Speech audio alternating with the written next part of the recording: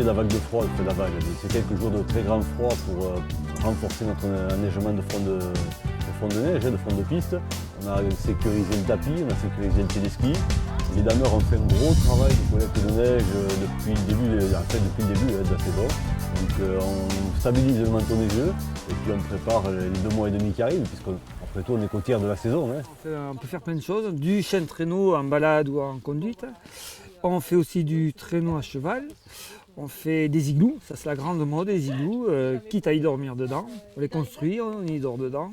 Et après on fait des raquettes, des jeux de piste, voilà, et on s'amuse bien dans la neige. Donc on est venu chercher un peu autre chose, habitué du ski alpin. On voulait vraiment passer une journée au grand air et découvrir vraiment un autre monde. Et pour ça, Angaka a bien réussi. Donc hier après-midi, on a construit un igloo, un beau gros igloo avec la scie, la pelle, voilà, et dans lequel on a dormi cette nuit. Bon, ça s'est plutôt bien passé, pas de problème de froid, confort parce que voilà, on avait les matelas qu'il fallait.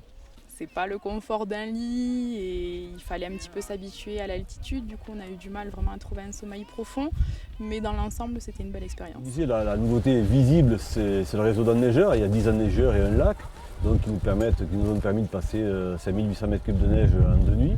Ensuite, pour les fondeurs à proprement parler, la nouveauté, c'est la piste Piparlan.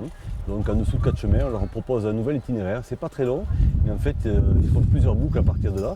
Donc ça permet de s'entraîner sur une zone relativement plate, en dessous de 1700 mètres d'altitude. Donc pour les débutants, c'est pas loin d'ici. Et pour les skieurs un peu confirmés, ça leur évite d'aller jusqu'à Baie d'en Haut. On est plus à l'abri. Ce qui est très appréciable sur ce type de site, c'est qu'on n'a pas l'esprit ski alpin. C'est vrai que dans les stations de ski alpin, bon, il y a beaucoup plus de monde. Les gens sont peut-être plus individualistes. Là, c'est vrai qu'il y a un esprit vraiment sympa.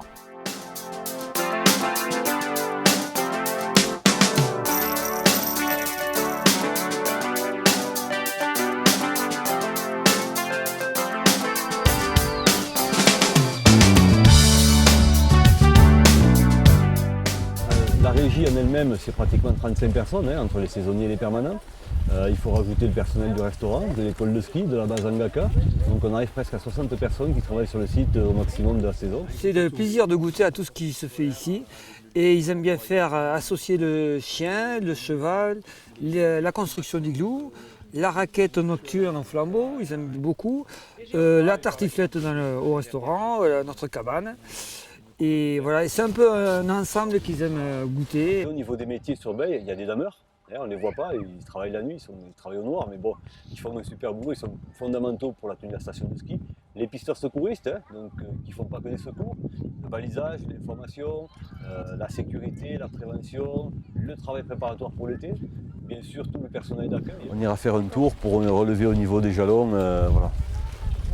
Voilà, on a remis les filets et j'ai vu que le lac avait baissé sensiblement, donc on verra Jean-Antoine tout à l'heure. Et ensuite, vous avez les professionnels de la montagne, les accompagnateurs, les mushers, et puis au niveau de la restauration, une très belle table chez M. Guillot, il fait snack, il peut faire aussi une très belle table. Ouais, c'est merveilleux, on dit champ nordique, effectivement, on pourrait se croire n'importe où, en Finlande ou en Norvège. C'est évidemment superbe, en plus aujourd'hui avec un joli ciel bleu, un soleil.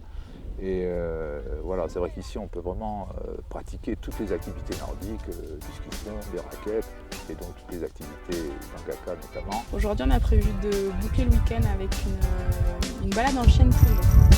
Voilà, on va faire une petite balade d'une demi-heure pour visiter un peu les animaux. Globalement c'est une superbe expérience, hein, tout à fait.